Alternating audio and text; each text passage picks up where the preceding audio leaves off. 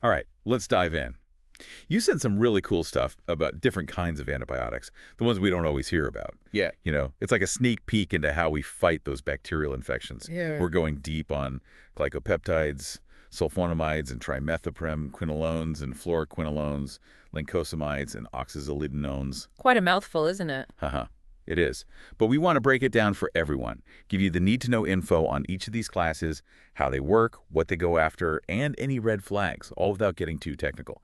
You'll see how these strategies are like totally different weapons in our arsenal against bacteria. It really is fascinating how we've developed so many different ways to target these tiny organisms. Absolutely. Okay, let's start with the glycopeptides.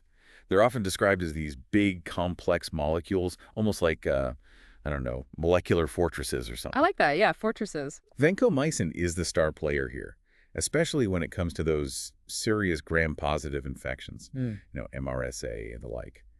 What's really neat is how it works. It basically throws a wrench in the bacteria's ability to build their cell walls, like a construction crew showing up and finding their supplies are all glued together. Precisely.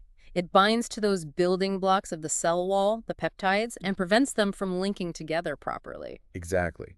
And without a strong cell wall, the bacteria, well, they can't survive. It's super effective against those tough gram-positive bacteria, which have a thick outer wall, but it struggles against gram-negatives because it can't get through their outer defenses. It's like trying to fit a square peg in a round hole. The structure just doesn't allow it to penetrate. Perfect analogy. Now, you might have heard of vancomycin being used for really serious infections, even taken orally for C. difficile. But of course, there are some potential downsides. Kidney issues can be a concern, and there's also a reaction called red man syndrome. Yes, it's an infusion reaction that can cause flushing and redness. Thankfully, it's usually manageable. All right, moving on to sulfonamides and trimethoprim. These guys work together like a dynamic duo to mess with a crucial process in bacteria, making folic acid, which they absolutely need for their DNA. It's like cutting off their supply line for essential building materials. Right. Sulfonamides, they're like imposters, pretending to be the building blocks for folic acid synthesis and blocking an enzyme in the process. And then trimethoprim comes in and blocks a different enzyme in that same pathway.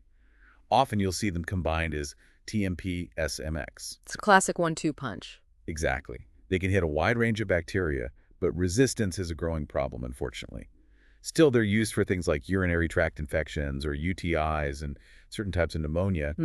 And just like with any medication, there are things to watch out for, like allergic reactions and even increased sensitivity to the sun. It's always about weighing the risks and benefits, isn't it?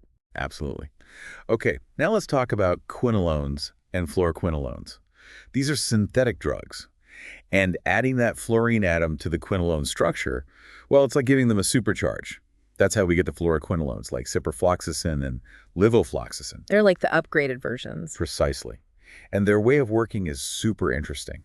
They go after bacterial DNA's ability to copy itself and repair, targeting these enzymes called DNA gyrase and topoisomerase defeat. Imagine them as tiny scissors snipping away at the DNA, causing breaks and ultimately cell death. It's a very direct way of disrupting their ability to replicate and survive. Exactly. They're considered broad spectrum and are often used for UTIs and respiratory infections. But here's the thing. They do have a black box warning because of the risk of tendon problems. And there are other potential side effects too, so doctors are being more cautious about prescribing them these days. It's a good reminder that even powerful drugs have potential drawbacks. Okay, next up, lincosamides, with clindamycin being the main player.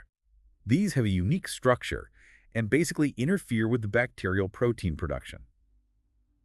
Imagine them attaching to the ribosomes, those protein-making factories in the bacteria, and gumming up the works. It's like sabotaging the assembly line. Exactly. They typically stop bacterial growth rather than killing them outright. Clindamycin is a real workhorse against a lot of gram-positive bacteria, even MRSA, and it's especially good against anaerobic bacteria, those that don't like oxygen. So you'll see it used for skin infections, abdominal issues, and even dental infections. But a big concern with clindamycin is the risk of C. difficile infection, which can be quite serious. That disruption of the normal gut bacteria can allow C. difficile to take over, causing severe diarrhea. It's definitely something to be aware of. Absolutely. Finally, we have the oxazolidinones. These are another synthetic class, and they have this unique ring structure. Linezolid and tenozolid are the main ones you'll hear about. Now, their mechanism of action is pretty specific.